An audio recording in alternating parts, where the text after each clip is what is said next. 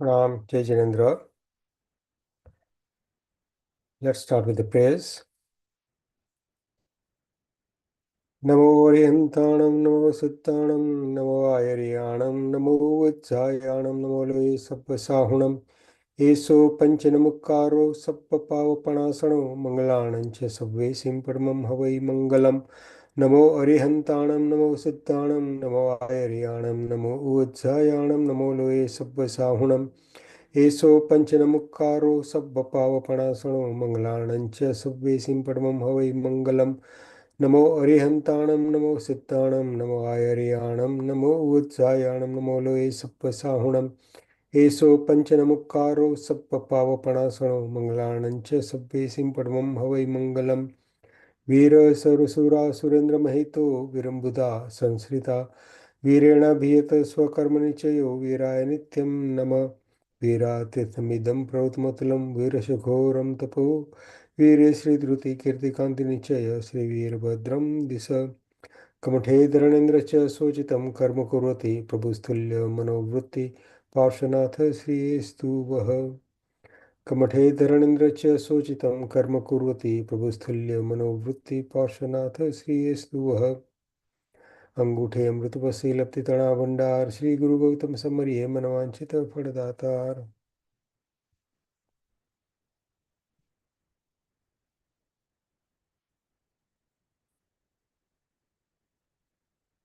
We'll move forward on the story of Bhagwan Parshvanath. As you all will remember, where we ended last week was when Parshvanath Bhagwan goes into battle assisted by Indra towards Kushasthal to help King Prasnajit, whose city-state has been sieged by an enemy king called Yavan, who is disappointed that King Prasnajit and his daughter Princess Prabhavati have decided for Prabhavati to get married to Bhagwan Parshvanath, and that decision has enraged this King Yavan, and he has attacked this kingdom. As you will all remember, the king secretly sends off a messenger to King Ashwasen to ask for his help, and King Ashwasen was getting ready to go into battle to protect and to help his friend who sought his help. However, Bhagwan Parshvanath persuades him that it doesn't need a great king like King Ashwasen to go and fight a battle like this, and that he will lead the army and solve the problem. As soon as that decision is made, Indra, the king of Tues, is watching this from the heavens and to assist Bhagwan Parshvanath, not that he needed assistance, but just to show his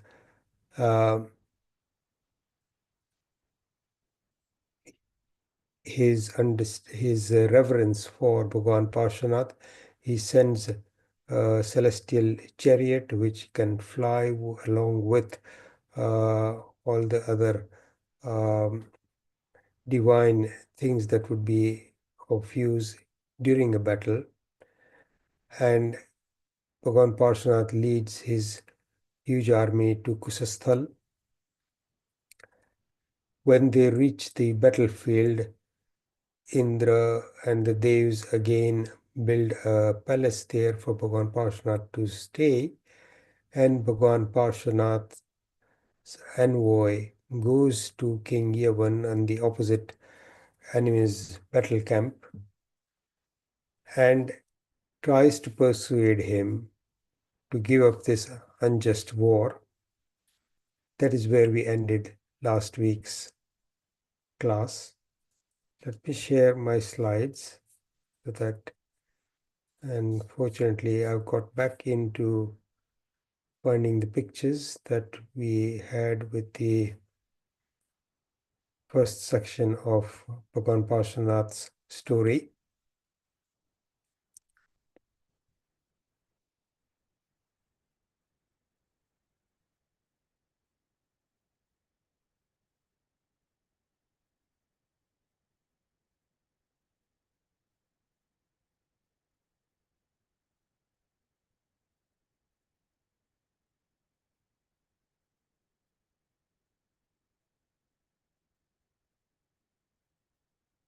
These are just the beginning slides, just for us to remember.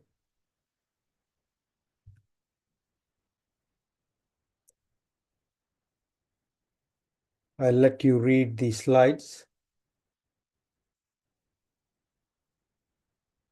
just to remind you of what I've just narrated.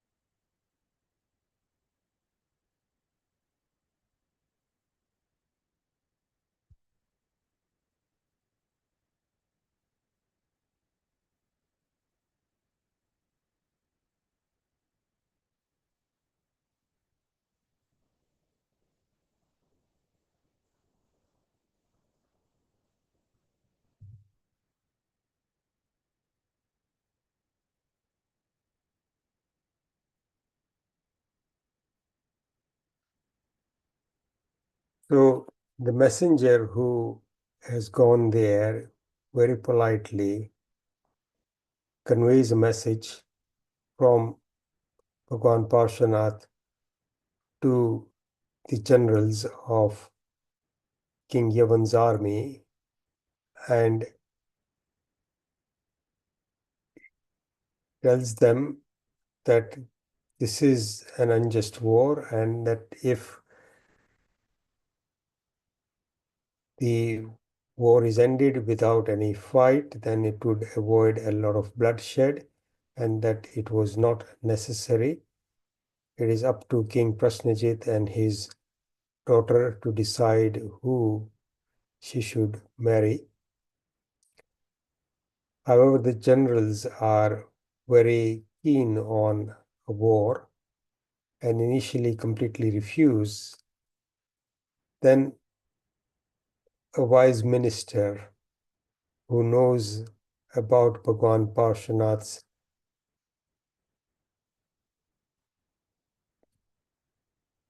details and the history and the fact that he is the soul of a Tirthankar, who by definition a Tirthankar is more powerful than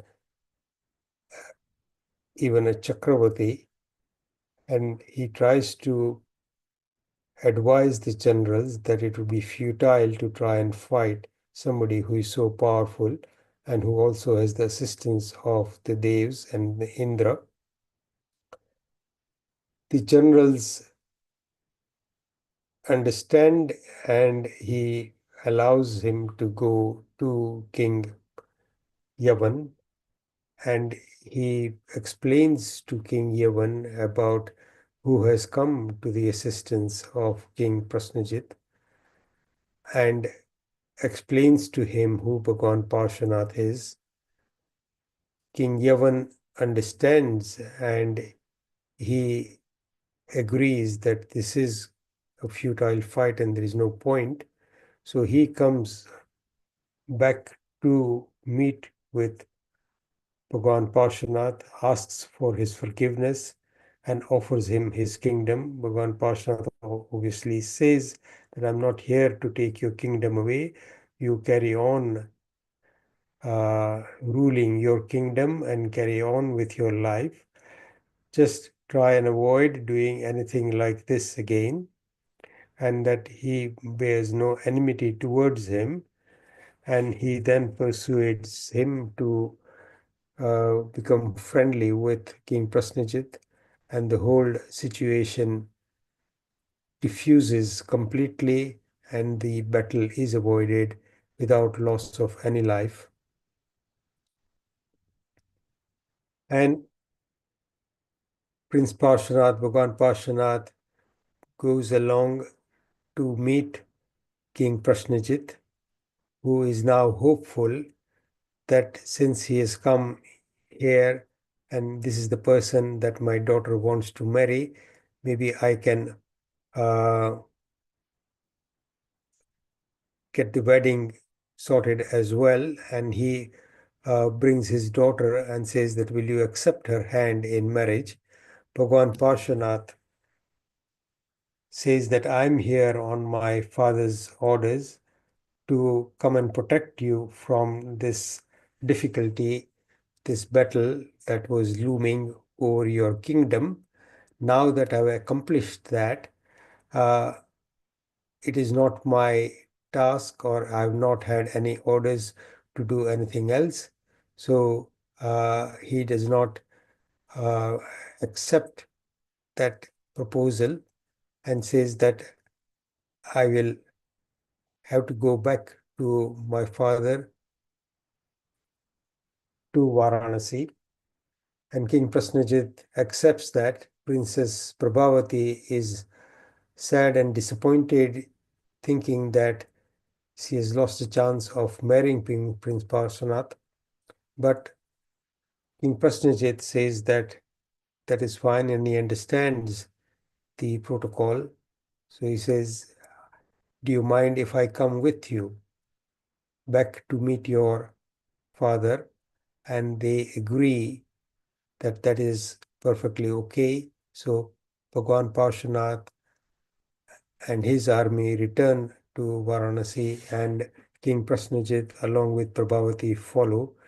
And there, when they are in Varanasi, King Prasnajit puts forward the same proposal.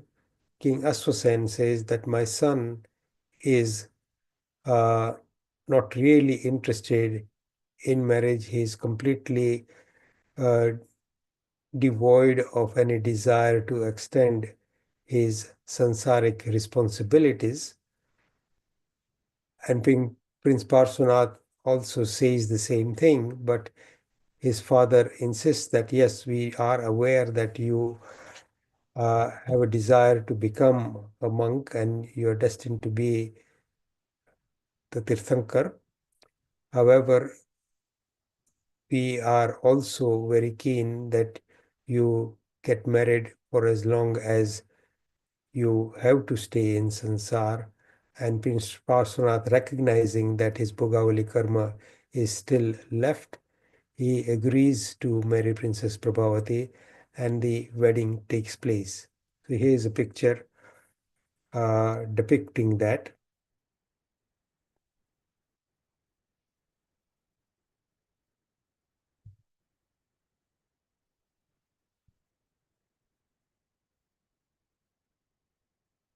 Now, Bhagwan Parshvanath and Princess Prabhavati carry on in their marital life.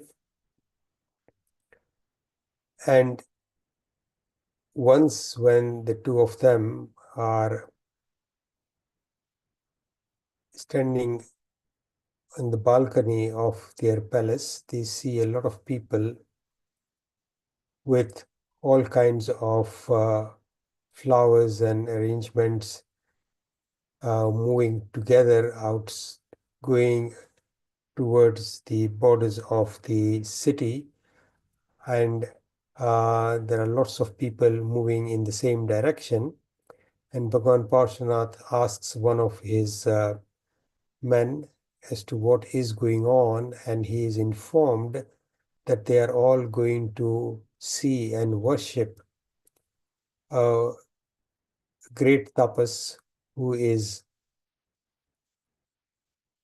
performing Panchangani tap at on the outskirts of the town. And they are all going there to worship him because he is very well known, and what he is doing, what Panchangani means is that he has got hot fires on all four sides, and is sitting in the middle, uh, taking in the heat of the fire on an extremely hot day. And this is the way he was performing tap. That's why it's called Panchangani tap. So the four fires and the sun on the head, and everybody feels that this is a great tapas who deserves to be worshipped. I don't know if any one of you have heard this whole story in verse form, which has been created and performed by somebody called Santilal Shah many, many years ago. I'm talking about probably 30, 40 years ago. Anybody?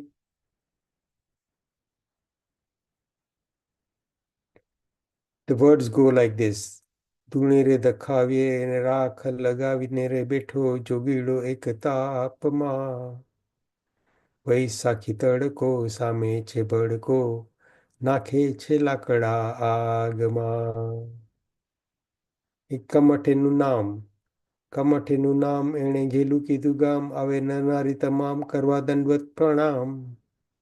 ધૂણી રે દખાવીને રે રાખ લગાવીને રે બેઠો જોગીડો એક તાપમાં.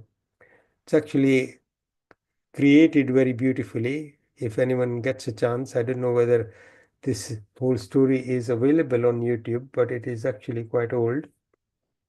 Santilal Shah was a very famous singer who was very popular about 30 years ago, and he had created many different stories and sung them beautifully. He used to perform them everywhere, but there are cassettes available of his Katha Geet, as they were called. They're beautiful stories. There's one on Meta Rajmuni as well.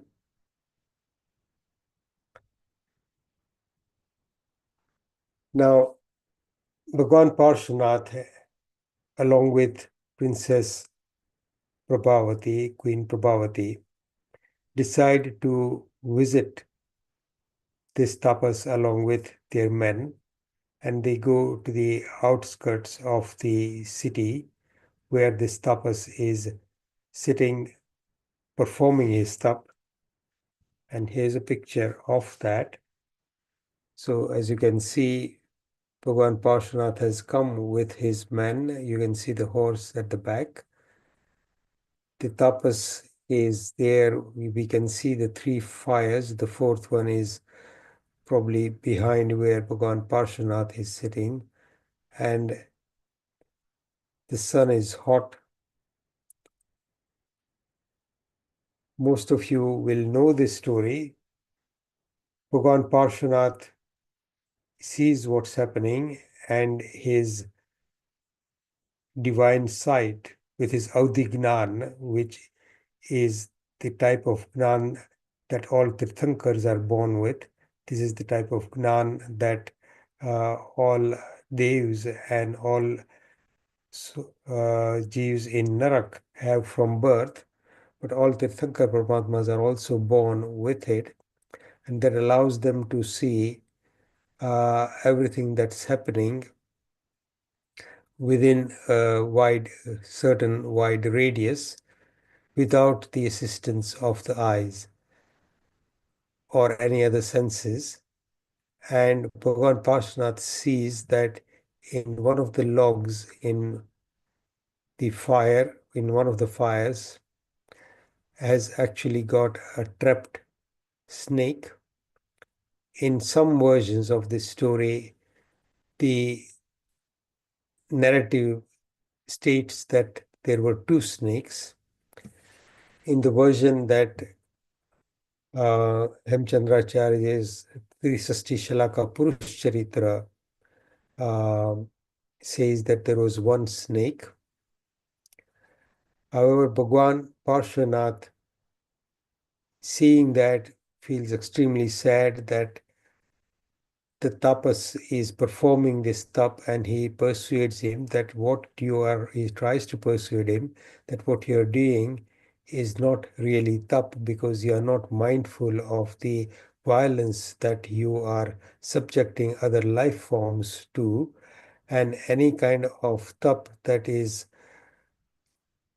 accompanied by hurting other animals or other beings is really of no value as far as dharma is concerned, and that this won't give you any particular benefit. The tapas scorns him and says, "You are a prince, all you know is how to ride horses and to enjoy your life.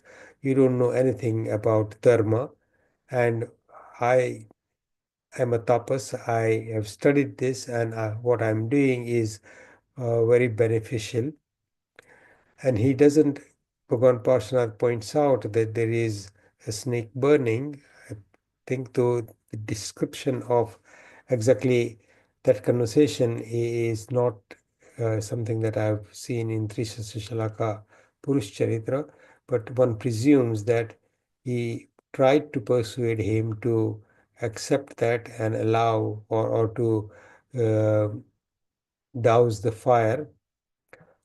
However, the tapas Kamat, as we know that was his name, does not agree. So Bhagwan Parshvanath orders one of his men to remove one particular log from the fire.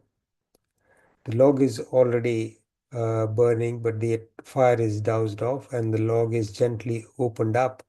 And in the middle of that log, as we can see here, there is a pair of snakes. According to Trisastishalaka Purush Charitra, there was one snake. Bhagwan Parshvanath, this particular version says that he recites Naukar mantra himself. Trisastishalaka Purush Charitra says that he orders one of his men to recite Naukar mantra very peacefully to the snake or snakes, and also he counsels them, gives them pachkan, meaning knowing that their life is coming to an end. He explains to them in a very calm and loving voice, and the snakes get a lot of peace from that and are very worshipful of this being who is in front of them, this man who is in front of them, and they die peacefully, or the snake dies peacefully. And because of the state of his soul and mind at that stage, the snake is born as the Indra of Bhavanpati Dev Yoni, which is called Naglok. And because from the life of a snake, he becomes the king of Devs in Bhavanpati, in Naglok. And Bhagwan Parshvanath then goes away. The rest of the people who had all gathered there suddenly understand that this kind of tap is of no value, and they were all listening to what Bhagwan Parshvanath was trying to explain to the tapas Kamat, and they again understand the true nature of dharma and accept that, and are no longer so respectful and so worshipful towards Kamat the tapas. So suddenly Kamat the tapas loses all his credibility, and he understands uh, that he has now lost all power as a great tapas, and being so popular and so well known and people flocking to see him, he suddenly lost all that, and he blames it all on Bhagwan Parshvanath, and further strengthens the enmity in his mind that he has been carrying on that burden with him for so many lives, that he is been in situations with Bhagwan Parshvanath's soul in previous lives. So that hatred gets rekindled again, and Kamat, now having lost his credibility in in the public's eye, performs more and more severe penance, and soon afterwards he dies. On death, the soul of Kamat the Tapas is born in another Bhavanpati Dev Nikai, that is called Megh Kumar. So there are several different types of Bhavanpati Devs. We'll come to a short explanation of who are Bhavanpati Devs. But he is born in the Megh Kumar Nikai of the Bhavanpati Devs, and he is called Megh Mali. Megh means the rain. Okay. So that was the incident of Kamat. Next week, we will discuss the how Bhagwan Parshvanath life then unfolds, and we will look at his Diksha and hopefully go up to the state when he achieves Keval Gnan. And after that, we probably don't have many more um, classes to finish this narrative of Bhagwan Parshvanath. I will stop the slides here if there are any questions. And I think we left off with some story last week, so I'll need somebody to remind me what we were talking about.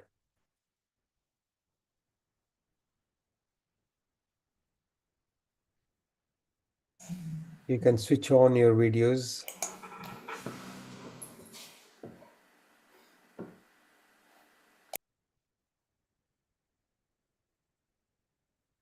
Any questions from today, from last week, and where we were before?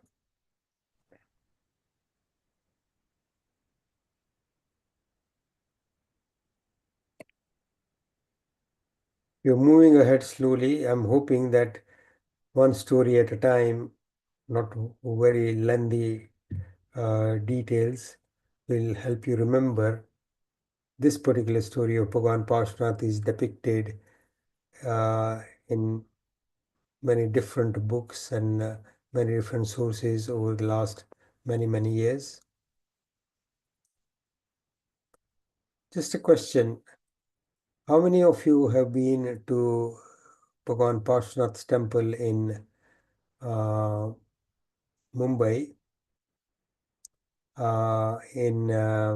It's called Godiji Parshvanath. It's in central Mumbai near Paithuni. Okay, Bichil, you seen that?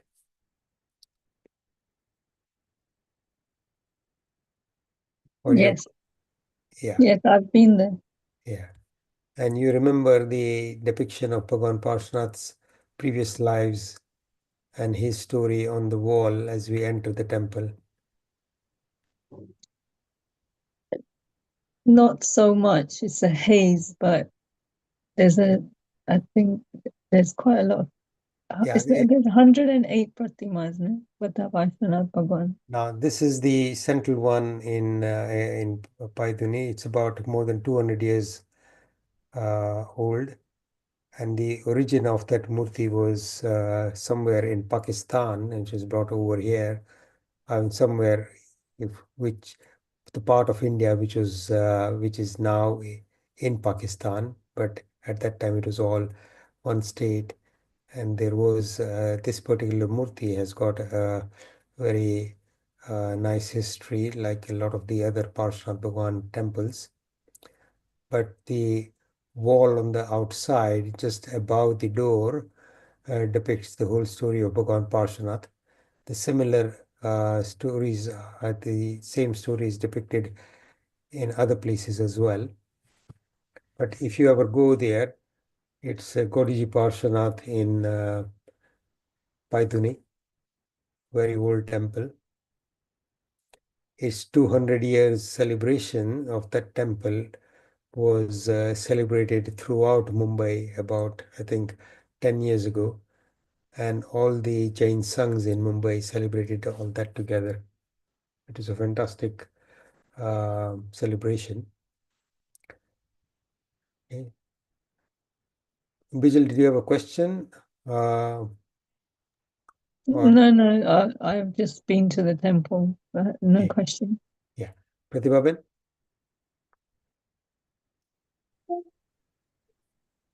You can unmute મેં પણ yourself. જોયું છે Ah, પણ બીજું ખાસ એકદમ યાદ નથી હવે ઘણા વર્ષ પહેલા અમે ગયા હતા ત્યારે હા yeah. It's very easy to get to where you are. All you have to is tell taxi guy, take you to almost everybody knows Godiji Parshvanath temple. Okay.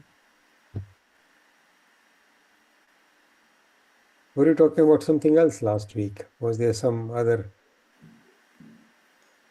So that was Shilabin who just spoke. So Pratibhavan still has a comment. Oh, sorry. Pratibhaben? Yeah.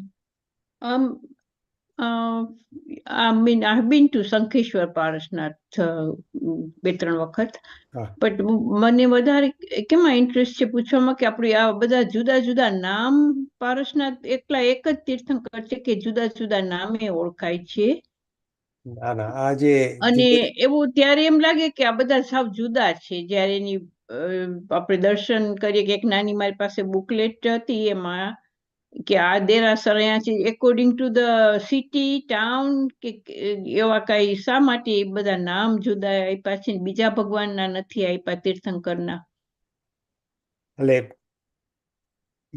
બીજી જગ્યાએ પણ જ્યાં ભગવાનની મૂર્તિ હોય એ જો famous હોય તો એ પ્લેસના નામ ઉપરથી એ ભગવાનની મૂર્તિ ઓળખાય. પાર્શ્વનાથ ભગવાનનું જે 108 પાર્શ્વનાથ કહે છે એ જ્યાં જ્યાં જુદી જુદી મૂર્તિઓ મળી છે ભગવાન તીર્થંકર પરમાત્મા પાર્શ્વનાથ તો એક જ વ્યક્તિ હતા, તીર્થંકર પરમાત્મા હતા, પણ એમની જે પ્રભાવ છે અને એમની જે જુદી જુદી મૂર્તિઓ છે એ બધાની પાછળ ઘણા બધા હિસ્ટોરિકલ ફેક્ટ્સ છે ને જે બધી મૂર્તિનું જે ઓરિજિન છે.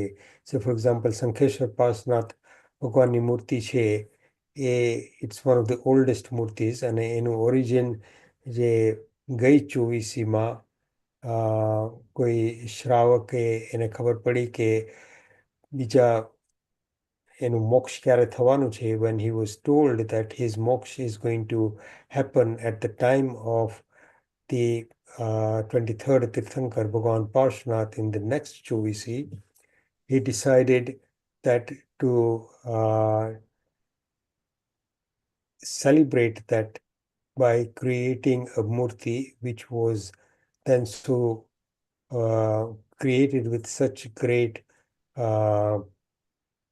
dedication and such great worship in the person's mind.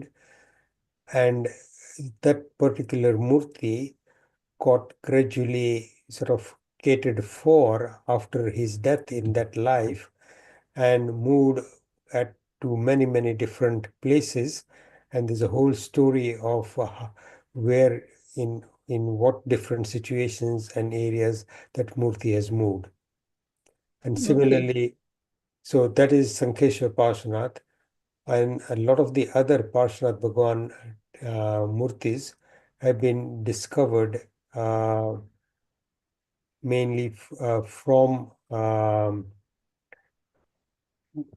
when they have been dug out. There have been some sort of celestial messages. Some people have dreamt about certain things. So there's a story about this Godiji Parshvanath Murti, that a merchant, had a dream to see that go and buy this murti from this Muslim trader, And the Muslim trader had a dream that the first person, the merchant who comes to buy something from you, give him this murti. So they both, and these are sort of divine interventions, devs trying to looking at the future and trying to ensure that such great murtis are catered for and looked after. And a lot of the other murtis have been discovered on digging, but people have been sort of informed through dreams or through special sort of instructions that you will find a murti here. So Mhm. that is why they are all known by their particular names. And some of those other murtis are miraculous in different ways. So there is, and if you go and see them, I mean, all those murtis are actually very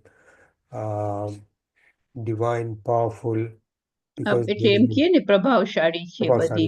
હા. yeah, true. હમ. Yeah. તો પછી ઘણી વાર એવું પણ સાંભળ્યું હોય કે પાતાળમાંથી મળી, એટલે પાતાળ એટલે શું?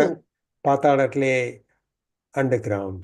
So હા, people એટલે had to, અંડરગ્રાઉન્ડ, બટ એટલે ઇઝ નોટ દેવલોક જેવું કે એવું તો ના હોય, કારણ કે દેવલોક તો આપણે ઓલા હ્યુમન ફોર્મ કરીએ તો ઉપર છે.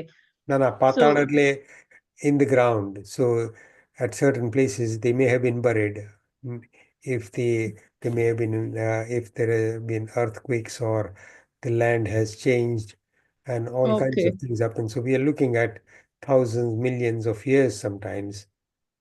And હા, then હા. motifs are moved. એટલે એક્સિબિટ હજી અત્યારે ઈ કરે છે અને ઘણી મૂર્તિ મળે What છે is, M. yeah. Sorry, I have to just switch off because my phone is ringing. Okay. Somebody else had a message. Maybe we can talk about the 108 Parshvanath. Bhavanaben. I think if you Google that particular term, 108 Parshvanath, you can actually see the murtis depicted, and I think there are sort of short narratives about the origins of these murtis. I think there is a lot of material available uh, on the internet about 108 Parshvanath. I have, Jai Jinendra, There's I have actually looked, but it would be interesting to listen from you about these different exhort Parshvanath Bhagwan. Maybe if after આપણે પાર્શ્વનાથ ભગવાનનું કેવલ જ્ઞાન ને થઈ જાય પછી જો time હોય તો. Yeah, okay. So I don't know, it's up to you, પણ એમ કે બીજું કાંઈ ટોપિક આપણે બીજી કઈ ટોપિક કરવાના છે, પણ unless કે we have another topic, it would be interesting. I'm sure કે people would be interested in listening to different Parshvanath ભગવાનનું. yeah, Because it's quite miraculous ને બધા કેવી રીતે મળી છે ને ભગવાનનું. I mean, where they are, there is a map on the internet which shows where the temples are scattered throughout the Indian subcontinent. And you're right, it would be interesting, but I don't know if you were to narrate the stories of each and every murti, you would probably need Another another year. 20 weeks. Yes. So let me see. But there is a lot of literature available. Thank you. Welcome. Anyone else? Sandip Bhai, he's got his hand Sandip? raised. Yeah. Yeah. Sandip. Sorry, Ram. I was a bit confused. Mhm. We didn't cover it today, but we have covered it before. Yeah. That when Bhagwan Parshvanath was in heaven, Mhm. before he was born as Tirthankar, Mhm.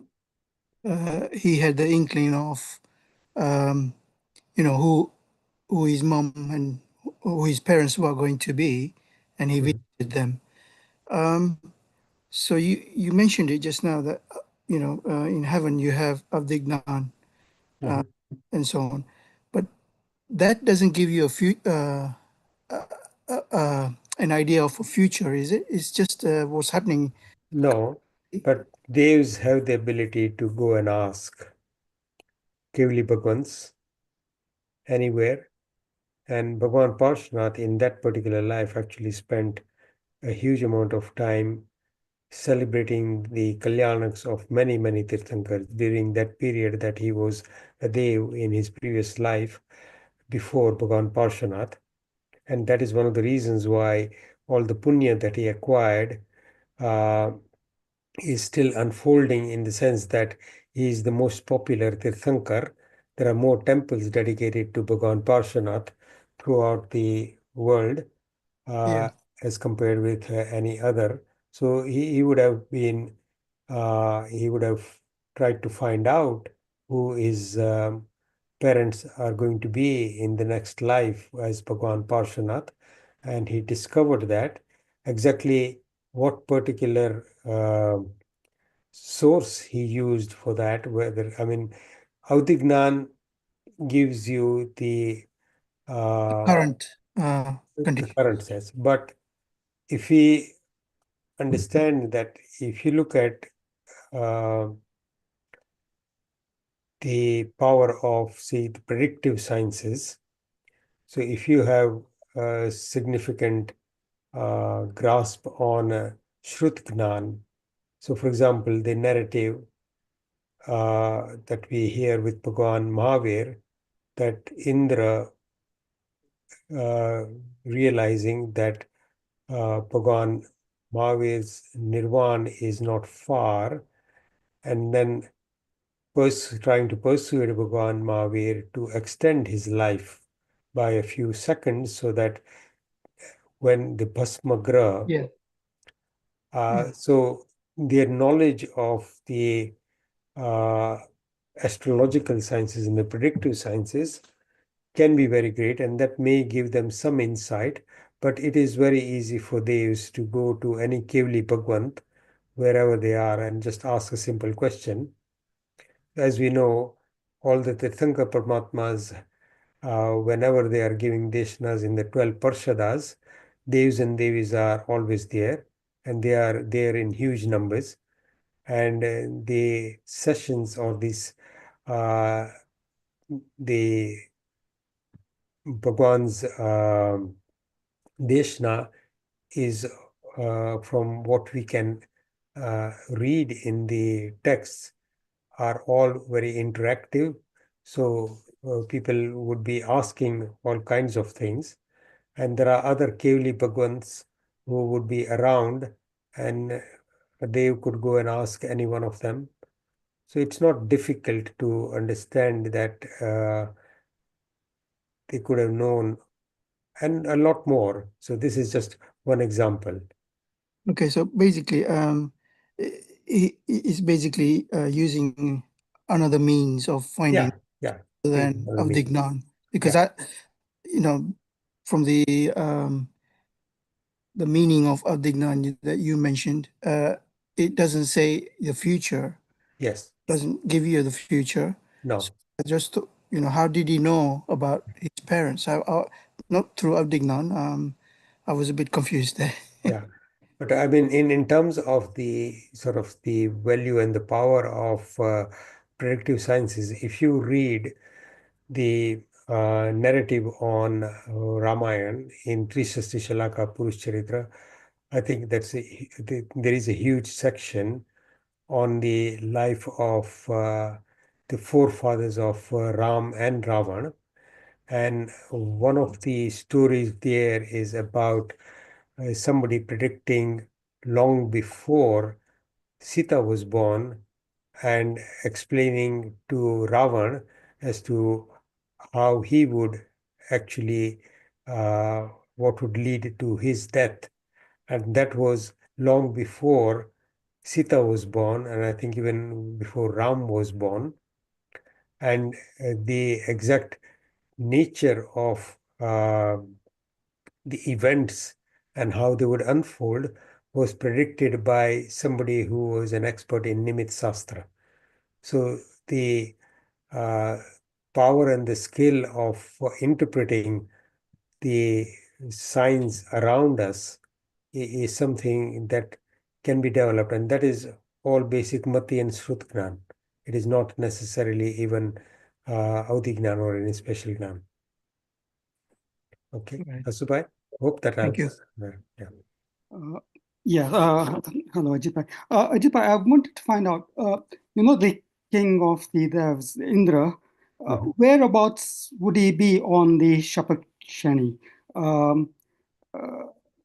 Because would he be quite high up? So my understanding is that Indras do not actually, you don't get the position of an Indra unless you have got Samyak Tua. So at least Avirat Samyak Drasti, so that means fourth Gunstan. Because beyond that, Devs and Narak, Jeeves cannot go beyond that, obviously, because there is no Virti. So if you're talking about the Gunstan, they have reached the state of Samyaktva, and that's it. A lot of the devs may have Samyaktva, but a lot of the devs may only have Mithyatva. And as you all probably remember, and I've mentioned this many times before, spiritual progress in real terms doesn't start unless we achieve this particular state called Samyaktva. Bharatbhai, do you want to add anything else to that? Or am I hope I'm correct in what I've said, but Pranam Ajitbhai. I think no, it is true to say that the Indras have Samyaktva, but it's not always the case. But in this show we see, I mean, at present, all 64 have got Samyaktva. Yeah. I've read somewhere that you don't get that position unless you have Samyaktva or are actually capable of reaching that. So even if you enter that life without Samyaktva, then you actually gain Samyaktva the moment in the short period after your birth as an Indra. Once you begin to read their texts that they are meant to read as part of their role, and as soon as they begin to read those texts, then their eyes open up and they get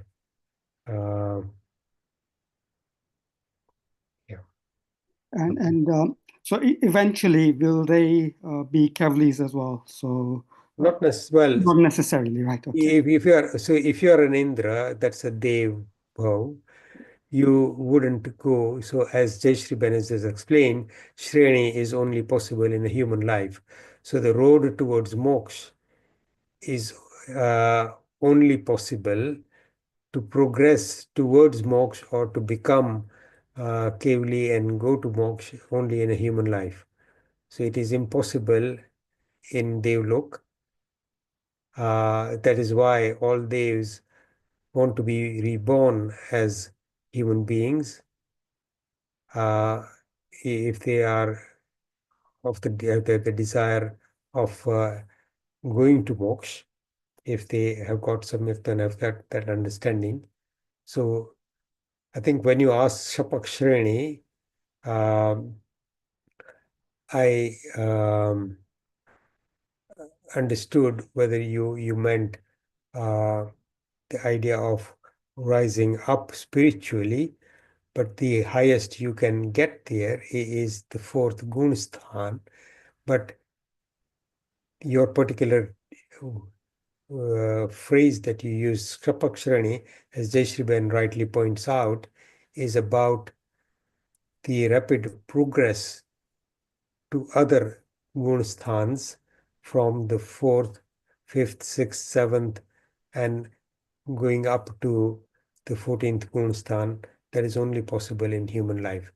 So beyond the four, there is no possibility of any Dev experiencing anything beyond that. Thank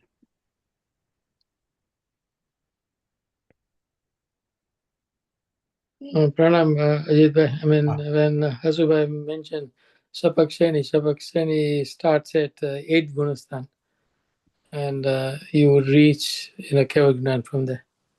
Yeah. Whereas in Narak and Devlok or any other even Tiryans, I would say you wouldn't be more than and Narak and Devlok would be fourth Gunastan. Tiryans it could be 5th Gunastan as well. Well, yes, because Tiryanj, I know you're absolutely right, because the Tiryanj is capable of taking some vows or at least leading a life of some restriction. So to an extent, some Desvirti. So as Jai Shri Ben is pointing out, no Diksha, no Pachkhan, no Tap by Dev, so not possible to move ahead.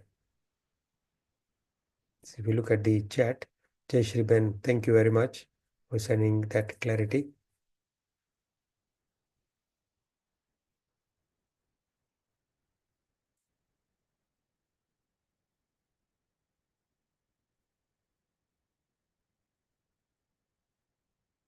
Anybody else?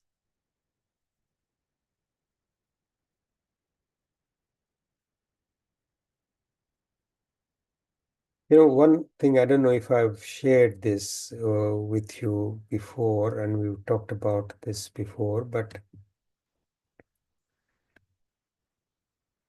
if we get a bit deeper into the nature of spiritual progress and where we start with the awareness of self and the distinction between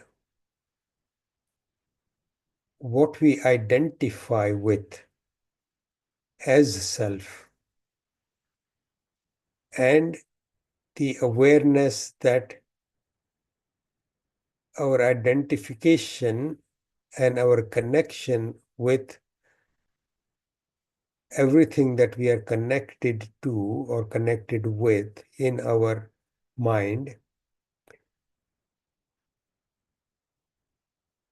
is false, and the real connection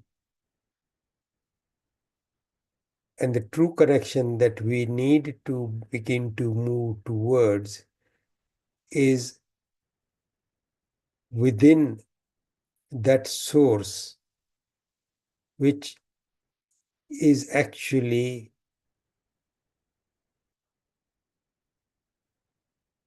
even falsely is actually connecting itself with all these different things. So one way of looking at it that I'm learning is, if you look at everything that is around us, and the moment we look at it, we identify with it and we get involved with what we are looking at. But what we do not focus on is who is looking. So we are focusing on the knowing, but if we begin or change our focus to the knower, meaning the entity or the force or the power or the spirit that is actually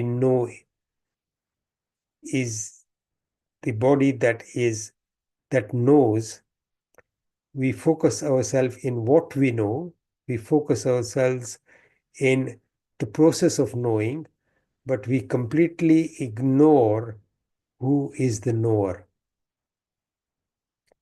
એટલે આપણે જે જાણવું છે કે જાણવામાં રસ છે એના ઉપર આપણે નજર રાખીએ છીએ, જાણવાની જે ક્રિયા છે એની આપણે મહેનત કરીએ છીએ, પણ જે જાણનાર છે એના તરફ આપણી નજર જ નથી. And that is the basis of our constant struggle in this sansar. Does that make sense? Because we are not making the effort to go in to ourselves and look at who we are. Ultimately, we come back to that fundamental question, who are you and what is your nature? And when we begin to focus on that, all the narratives that I listen to or read about Adhyatma, spirituality, point to this particular fact. And it is, I think, worth us getting deeper into that understanding. I know Bharatbhai is a very avid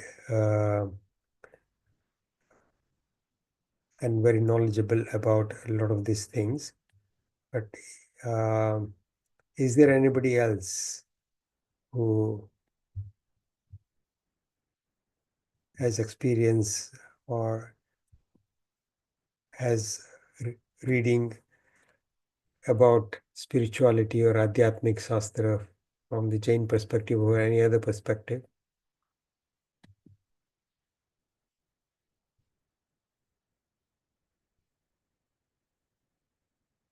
Anybody?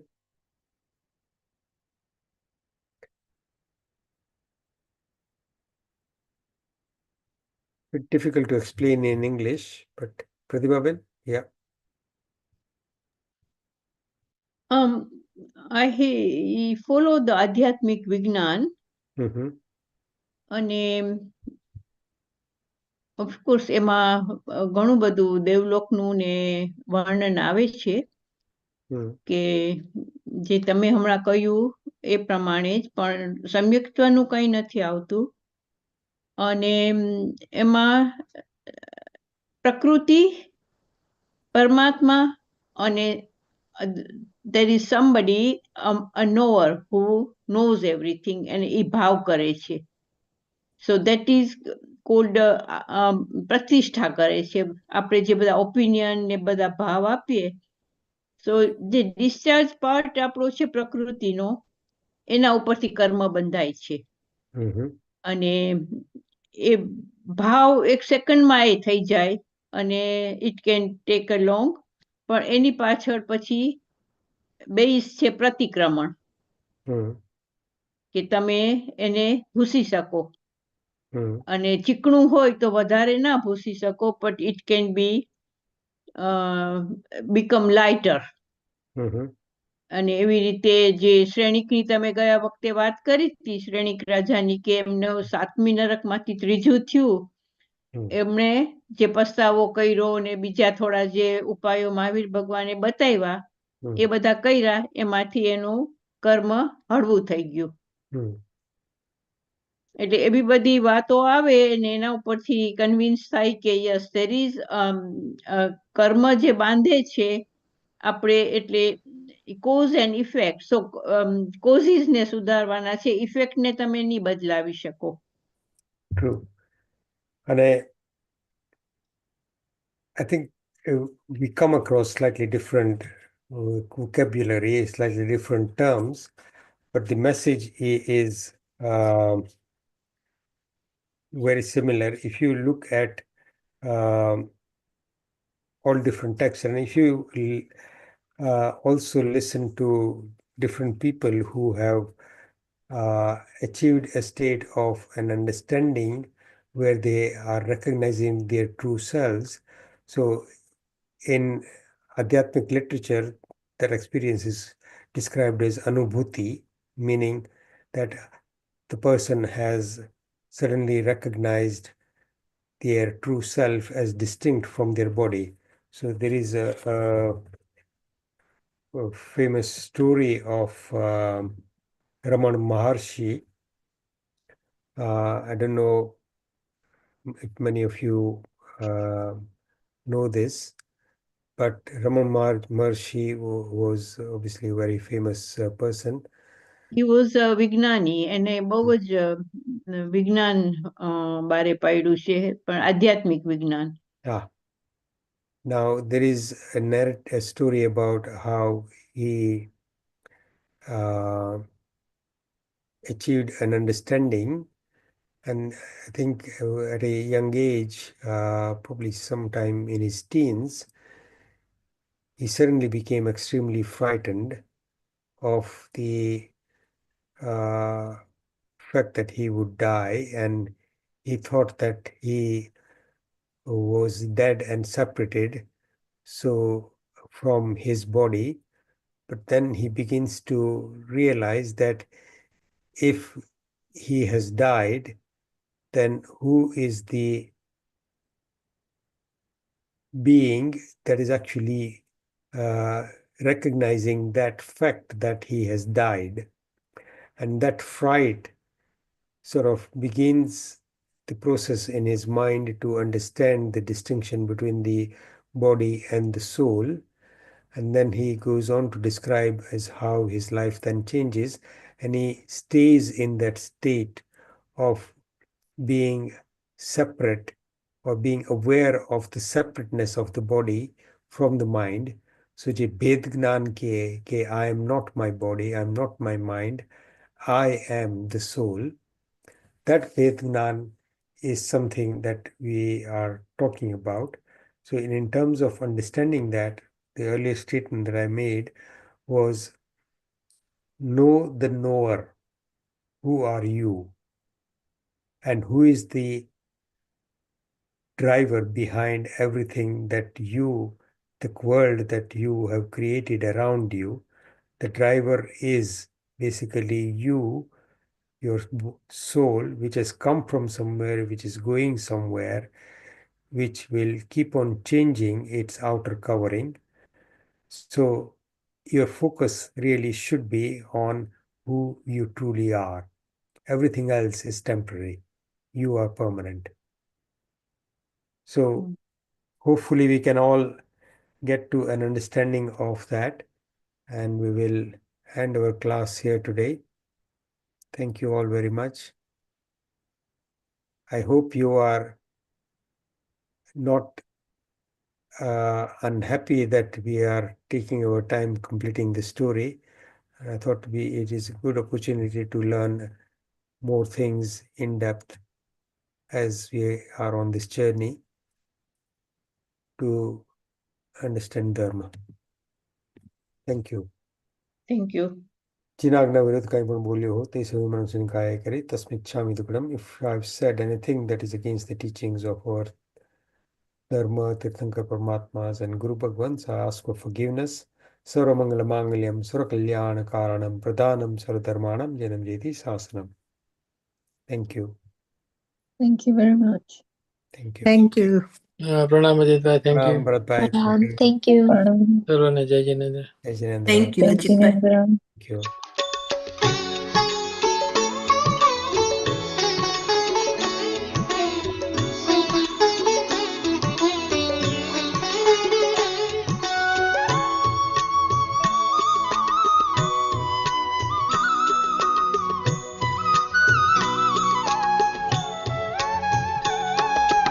Om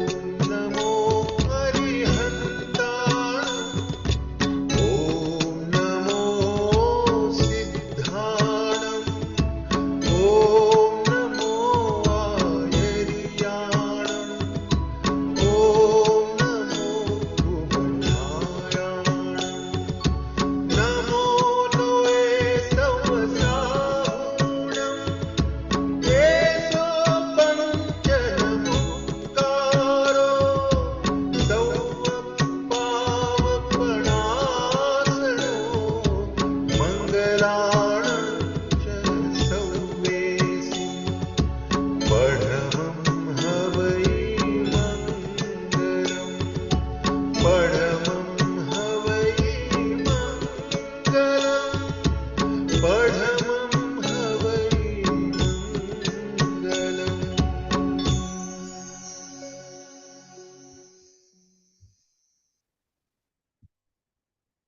Thank you, Kavit, Mira, Darshana.